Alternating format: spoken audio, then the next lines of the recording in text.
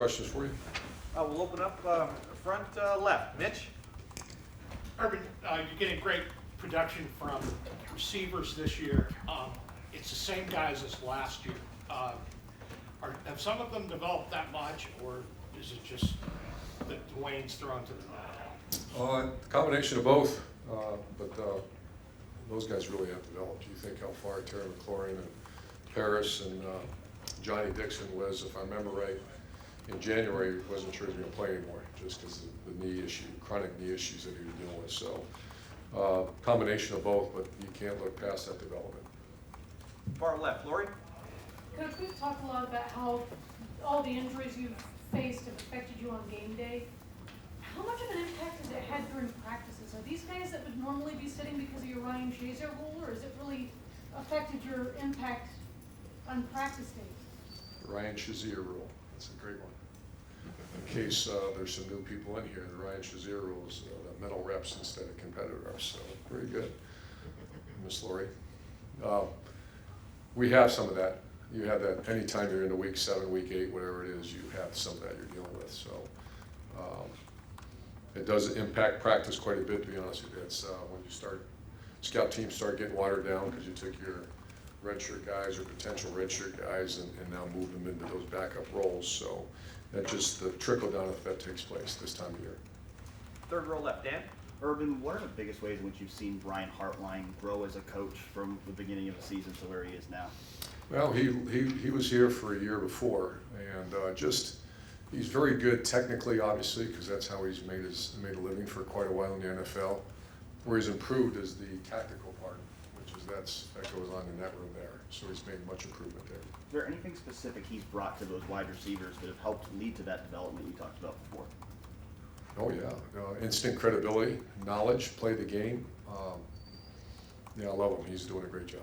Over to the right. Clay? How often are receivers allowed to practice one-hand catches?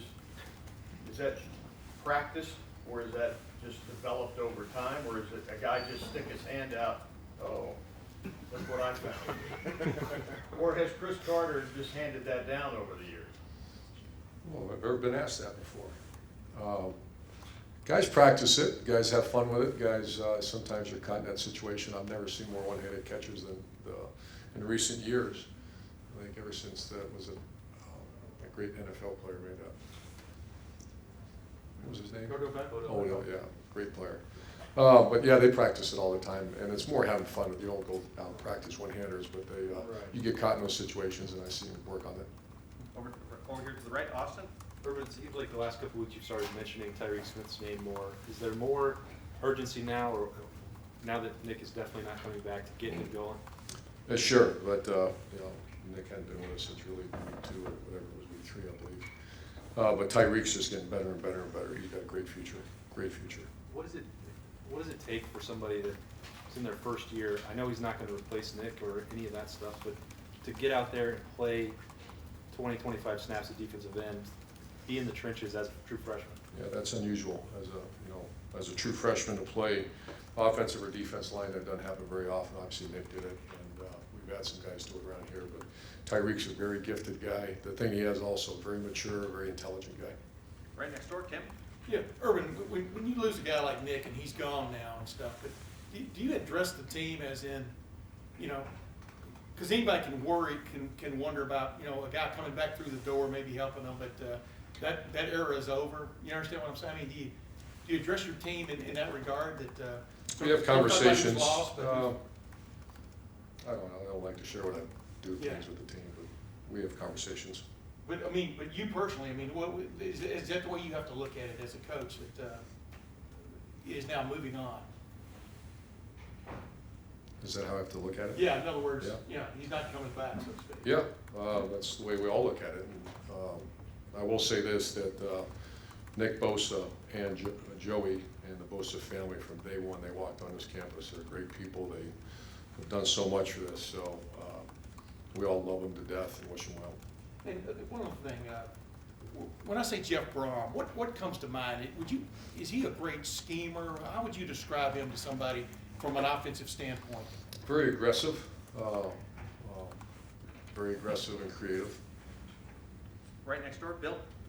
The offense obviously is in a lot of ways done very well, but a couple areas that it has in the short yardage and obviously the run game and the red zone. How much of an area of concentration has that been this week, and have you been able to find things that you think you can do better? Yeah, it's been that way for several weeks, you know, but we are, you know, that's a topic of many, many hours of conversation on how best to handle the short yardage and how best to handle the red zone. It seems to be very productive in other areas of the field. So we spend, obviously, the whole saying that, you know, enhance your strengths and work on your weaknesses, and that's what's been going on.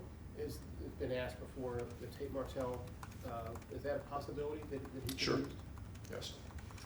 Final two individuals over to the left, Doug.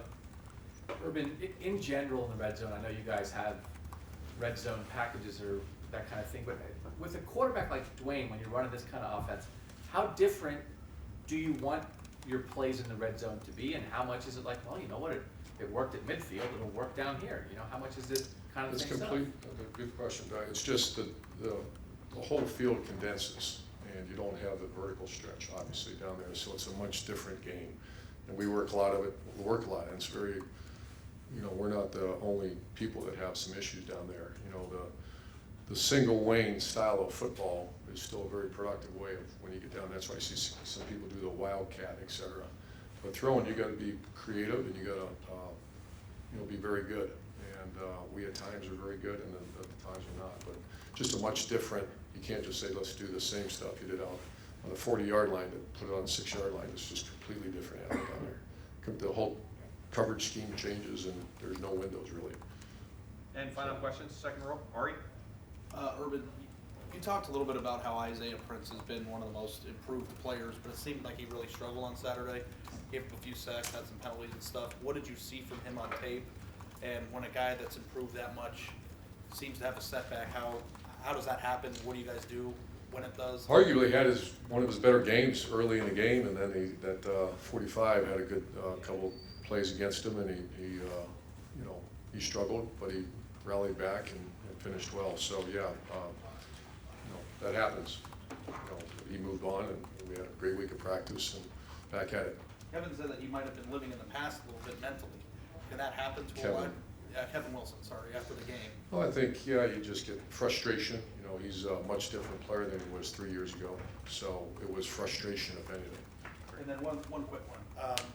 Do you consider if a lineman in the game is having a hard time moving a tight end over to help or put extra help on the edge, and was that something that you guys considered on Saturday? On Saturday, did we? Yeah. We actually did it a couple times during the course of the game, and that's always available if we get in a situation like that. Coach, thank you Thanks, very much. guys. Thank you.